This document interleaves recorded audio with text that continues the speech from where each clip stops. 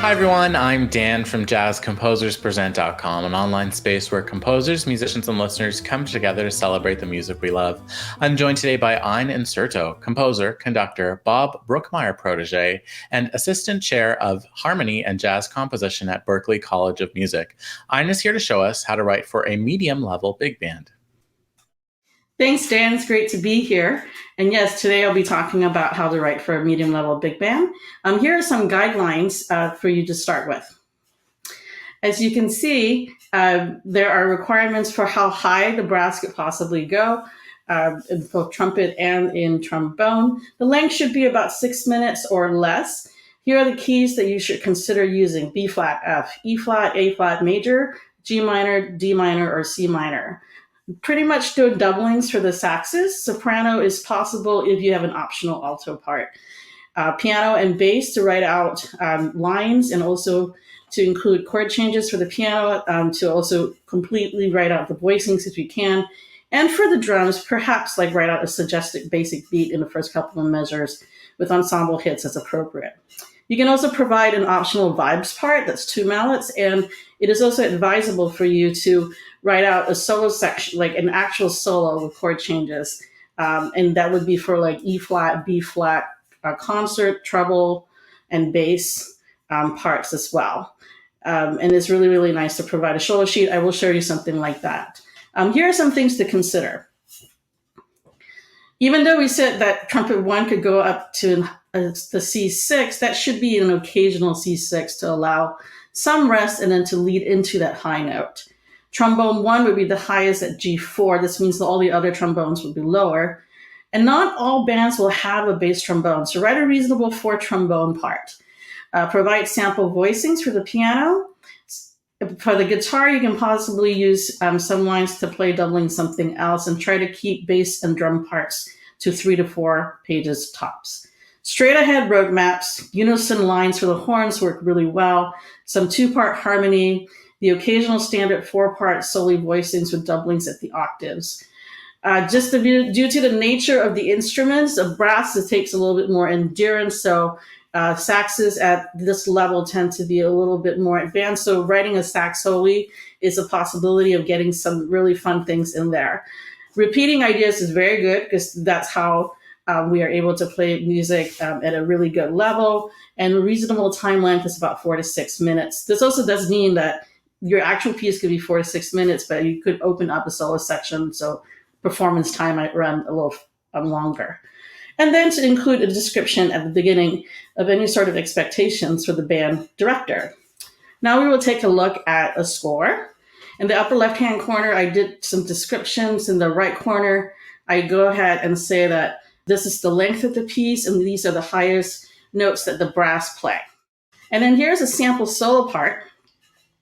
So you can see here, this is an example of like a solo that I've written out that the band players, especially if somebody has never done a solo before, then they can go ahead and just play this when it comes to their time to solo. On the second page of the solo sheet, I've also written out all the scales and modes that could possibly be used in those particular changes. And in that way, that gives some some guidance to the player, and also to help out the band directors as well, so providing this information. So now we're going to check out a drum part, and you can also hear what it sounds like.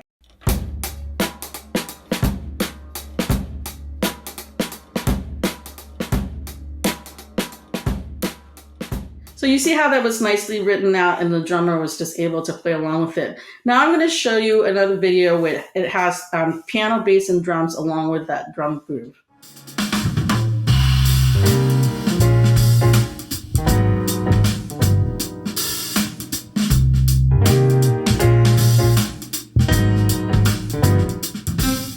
So you can see the piano voicings are written out, but I will also put the chord changes above that, and then the same thing happens with the bass part. Now we're going to check out the first head of this piece. Basically, it's the A, and you'll hear unison line by the altos, and then sort of reinforced with the unison lines by the tenors.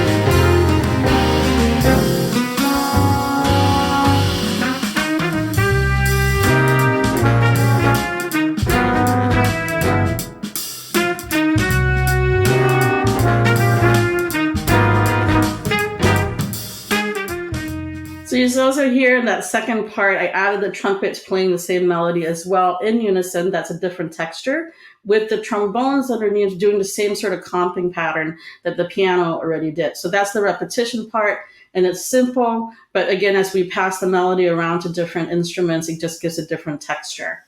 Finally, we're also going to check out the sax solo for this piece.